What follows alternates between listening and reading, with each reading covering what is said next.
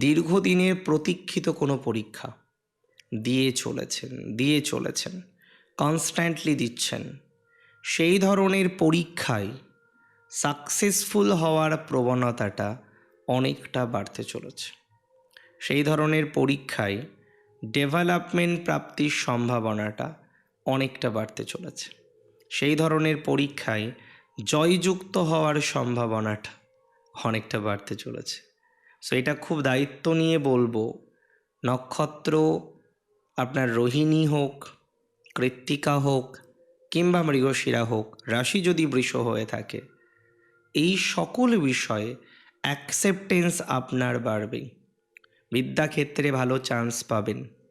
এবং আমি খুব জোর গলায় বলবো, যারা কম্পিটিটিভ এক্সামিনেশান নিয়ে আজকে প্রিপারেশান নিচ্ছেন, কম্পিটিটিভ এক্সামিনেশান নিয়ে যারা আজকে পরিকল্পনা করেছেন, এখনও পর্যন্ত হয়তো পরিকল্পনাটাকে বাস্তবায়িত করতে পারেননি, তবে পরিকল্পনা করছেন যাতে ভালো কিছু করা যায়, আমি আপনাকে খুব দায়িত্ব নিয়ে বলছি, ভালো কিছুই করা যাবে।